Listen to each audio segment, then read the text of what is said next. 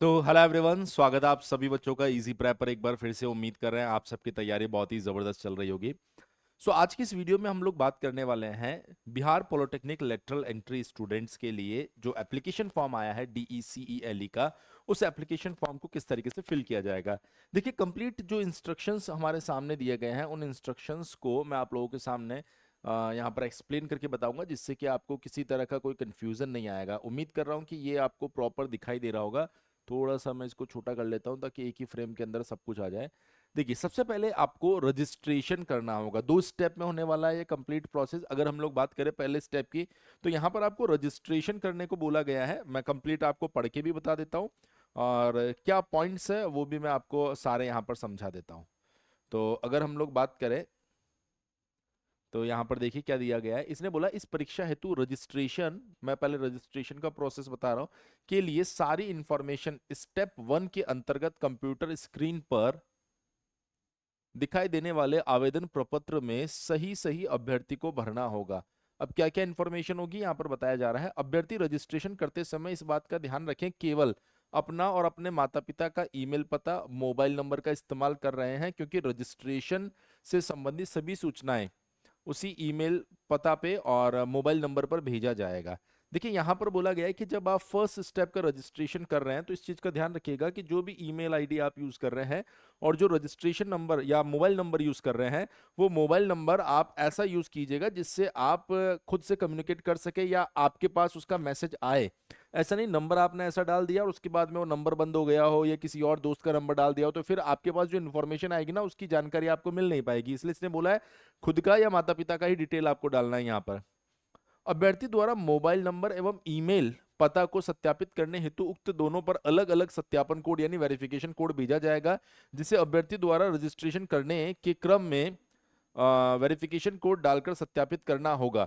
Mobile number एवं email के सत्यापन के बाद सफलतापूर्वक रजिस्ट्रेशन हो जाने के उपरांत किसी भी परिस्थिति में मोबाइल नंबर और ईमेल आईडी में कोई चेंज नहीं होगा। जैसे बहुत सी बार बच्चे को ऐसा लगता है कि सर मैंने गलत मोबाइल नंबर डाल दिया था, तो जब करेक्शन विंडो आएगा तो क्या उस टाइम पर मैं मोबाइल नंबर बदल सकता हूं? तो मोबाइल नंबर और ईमेल आईडी कभी चेंज नहीं होते हैं, तो वो आपको बहुत ही सोच समझ कर डालना है। बदलाव पूरे सत्र के दौरान नहीं किया जाएगा। सफलतापूर्वक रजिस्ट्रेशन हो जाने के बाद अभ्यर्थी के रजिस्टर्ड मोबाइल नंबर और ईमेल पर सफलतापूर्वक रजिस्ट्रेशन की सूचना प्राप्त होगी, जिसमें उसका रजिस्ट्रेशन नंबर, तो जो पहला आपका रजिस्ट्रेशन प्रोसेस है, अगर मेल आईडी और मोबाइल नंबर रजिस्टर्ड हो जाते हैं तो रजिस्ट्रेशन नंबर जनरेट हो जाएगा।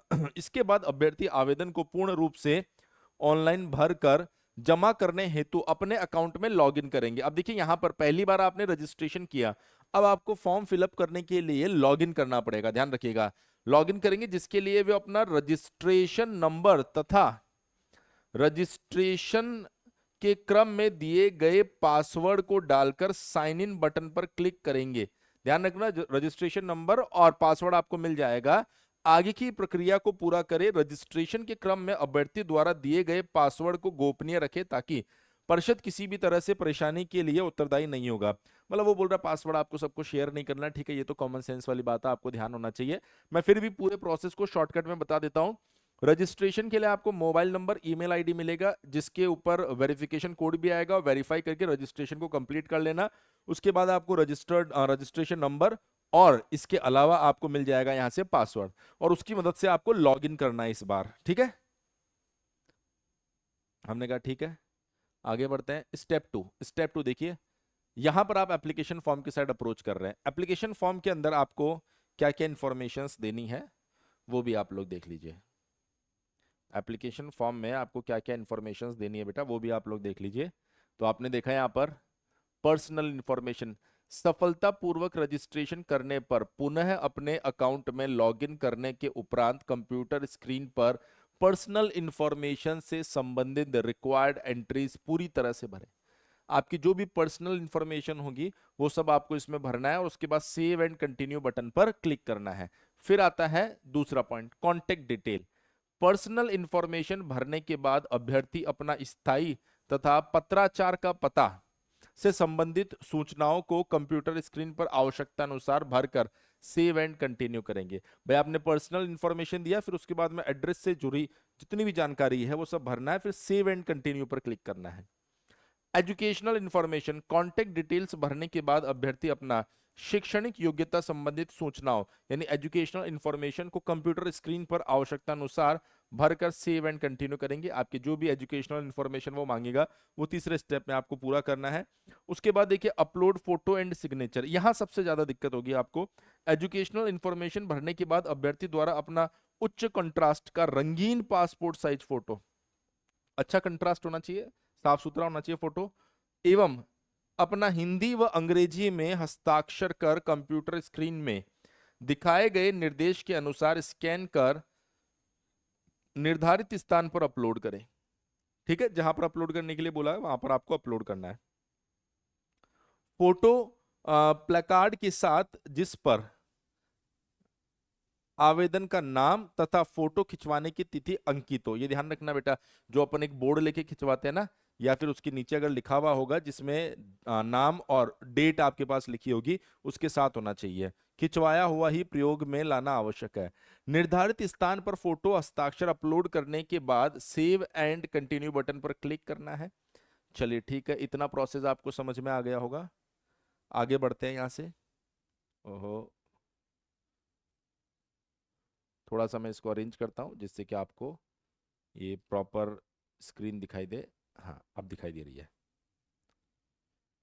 चलिए आगे बढ़ते हैं। इतनी बात मेरे ख्याल से आप लोगों को समझ में आ गई होगी, इसमें कोई डाउट नहीं होना चाहिए। आगे बढ़ते हैं। यहाँ पर स्टेप 3 देखिए, सारी जानकारी अपन ने भर दी है। स्टेप 1 एंड स्टेप 2 के अंतर्गत दी गई सूचनाओं को अभ्यर्थी अच्छी तरह से जांच ले। यदि जांच के क्रम में किसी भी स्टेप में भरे गए फॉर्म में दी गई सूचना प्रविष्टि गलत पाई जाती है तो अभ्यर्थी अपने उस सूचना को बैक टू एडिट बटन पर क्लिक कर अपने सूचना प्रविष्टि को सुधार कर सेव एंड कंटिन्यू बटन पर क्लिक करें, ताकि आपके द्वारा पुनः दिए गए सूचनाएं अपडेट हो सके। मतलब वहां पर स्टेप नंबर 3 में एक मौका आपको मिलेगा कि आप एक बार चेक कर लीजिए कोई इंफॉर्मेशन गलत तो नहीं है, अगर है तो बैक टू एडिट पर क्लिक करके आप उसे एडिट कर सकते हैं। भरे गए आवेदन प्रपत्र के प्रीव्यू उपरांत सारी सूचनाएं सही पाई जाती है तो अपना डिक्लेरेशन देकर final submit and proceed to payment button पर क्लिक करें, ताकि परीक्षा परामर्श शुल्क जमा करने की प्रक्रिया स्टेप 4 अनुसार पूर्ण करें। भाई अगर सब कुछ ठीक है तो फिर पेमेंट का बारी आ गया। अगर यहां पर देखिए, अगर अभ्यर्थी पूर्ण रूप से भरे गए डेटा को फाइनल सबमिट कर देता है परंतु परीक्षा परामर्श शुल्क जमा नहीं करते हैं तो उनका भरा गया आवेदन पत्र अपूर्ण मानते हुए आवेदन अस्वीकृत कर दिया जाएगा। अगर आपने पेमेंट नहीं किया ना तो वो जो भी आपने भरा ना सब कुछ कैंसिल हो जाएगा, उसको माना नहीं जाएगा। चलिए इतनी बात हमें समझ में आ गया। स्टेप 4 में हमें क्या करना है भैया, पेमेंट करना है, तो पेमेंट के पास चलते हैं। अभ्यर्थी द्वारा भरी गई सारी प्रविष्टियों के प्रीव्यू को देखकर सबमिट बटन के बाद पेमेंट ऑफ एग्जामिनेशन काउंसलिंग फी पर बटन पर क्लिक कर कंप्यूटर स्क्रीन पर परीक्षा शुल्क भरने के निर्देश के अनुसार पेमेंट की प्रक्रिया को पूरा करें। जमा किए गए परीक्षा एवं परामर्श शुल्क को लौटाया नहीं जाएगा। ध्यान देना भाई, यहाँ पर परीक्षा शुल्क जमा करने की प्रक्रिया, अब बोल रहा है परीक्षा शुल्क जो है उसको कैसे जमा किया जाएगा।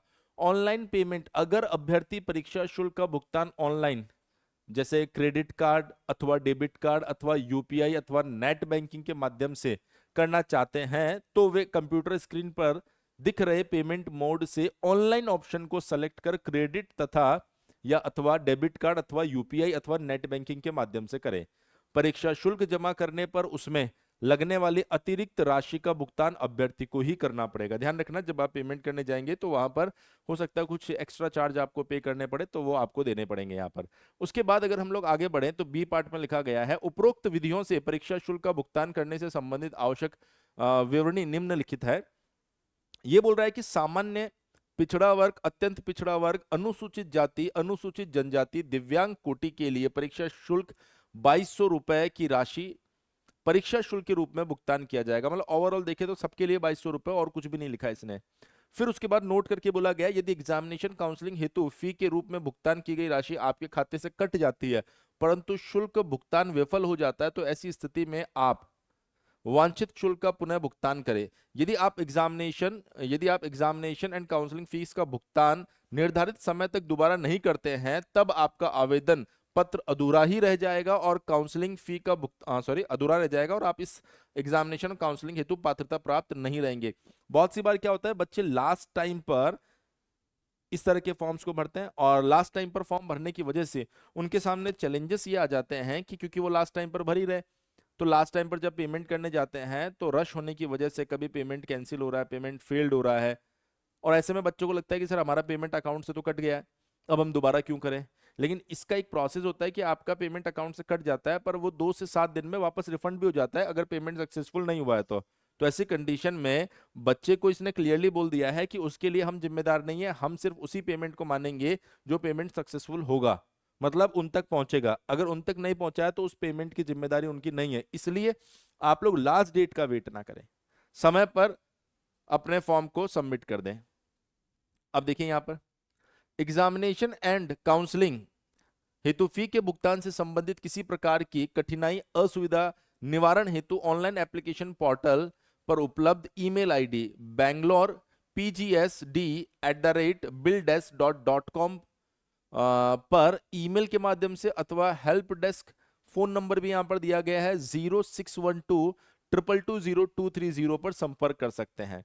Step number 5, download confirmation page. परिषद द्वारा निर्धारित तिथि एवं समय तक भुगतान करने के बाद अभ्यर्थी द्वारा भरे गए आवेदन प्रपत्र की कंफर्मेशन पेज डाउनलोड कर प्रिंट निकाल अपने पास सुरक्षित रख लें, क्योंकि उसमें आपके द्वारा भरी गई सारी प्रविष्टियां परिषद द्वारा उपलब्ध कराया गया रजिस्ट्रेशन नंबर उल्लिखित होता है, जिसका उपयोग काउंसलिंग के समय भविष्य में आपके द्वारा किया जाएगा। देखिए अब यहां पर ये बोल रहा है कि वहां पर डाउनलोड करने का ऑप्शन होता है तो आप उसको डाउनलोड करके प्रिंट निकाल लेना, क्योंकि जब काउंसलिंग की बारी आएगी ना तब उसकी जरूरत पड़ेगी आपको।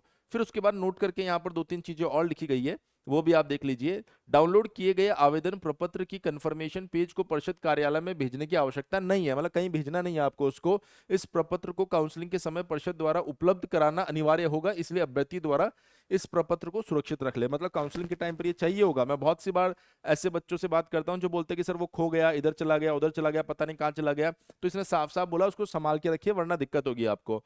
बी ऑप्शन को अगर हम लोग देखें, बी पॉइंट यहां पर बोला गया, उपरोक्त सारी प्रक्रिया को पूरा करने के बाद अंतिम रूप से ऑनलाइन एप्लीकेशन फॉर्म सबमिट करने के बाद एप्लीकेशन फॉर्म में परिवर्तन संशोधन का प्रावधान नहीं है, ये चीज ध्यान रखना।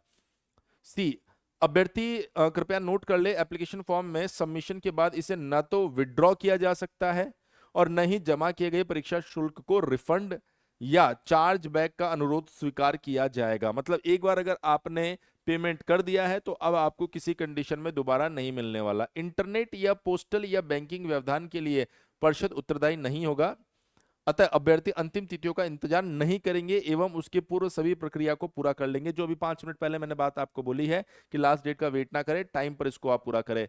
यदि अभ्यर्थी को ऑनलाइन एप्लीकेशन फॉर्म भरने के उपरांत पता चलता है कि आवेदन पत्र भरने में कोई सूचना, फोटो, हस्ताक्षर अपलोड करने में गलती हुई है तो उसे सुधार करने हेतु एडिट बटन का मौका 18 अप्रैल से 19 अप्रैल यानी 2 दिन का टाइम आपको दिया गया है, ठीक है। तो उसके बीच में आप करेक्शन भी कर सकते हैं।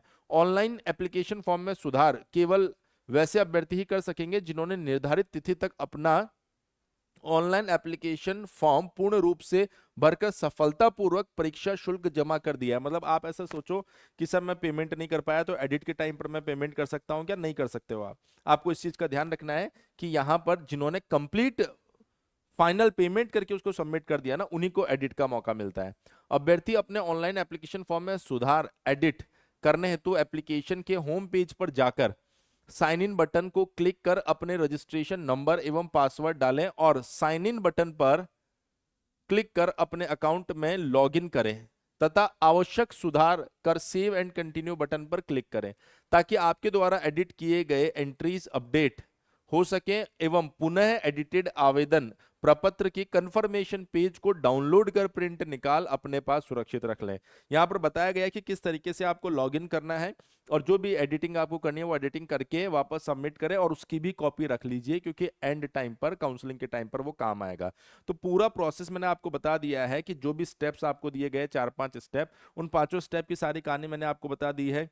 बहुत मुश्किल टास्क नहीं है, लेकिन ₹2200 फीस है। आप समझ सकते हैं कि अच्छी खासी फॉर्म की फीस है। बहुत सारे बच्चे ऐसे होते हैं फॉर्म गलत भर देते हैं, फी भी वेस्ट हो जाती है, एक साल भी खराब हो जाता है। तो बहुत सावधानी से फॉर्म भरें, बहुत ही सावधानी से आप लोगों को फॉर्म भरना है। अगर फिर भी आपको कोई दिक्कत आती है, वैसे तो पूरा प्रोसेस हमने बता दिया है, फिर भी अगर आपको कोई दिक्कत आती है तो मैं आपको यहाँ पर बता देता हूँ कि हमारी एक्सपर्ट टीम को आप कांटेक्ट कर सकते हैं 7014639318। आप इस पर कॉल कर लीजिए और आप बता सकते हैं कि सर हम फॉर्म भरने में सक्षम नहीं है, आप हमारा फॉर्म भर दीजिए। जो भी नॉमिनल फी वगैरह होगी वो आपसे फी लेकर आपके फॉर्म को फिल कर देंगे यहाँ पर। क्लियर है? इसके अलावा अगर आप DECELE की तैयारी कर रहे हैं, DECELE की तैयारी कर रहे हैं, तो आपके पास में 2 बैचेस अवेलेबल है इजी प्रेप के ऊपर। पहला बैच आपका जिसके अंदर आपको थ्योरी प्लस प्रैक्टिस दोनों मिल रहा है। ये थ्योरी प्लस प्रैक्टिस अभी ऑफर में आपको सिर्फ ₹999 में मिल रहा है।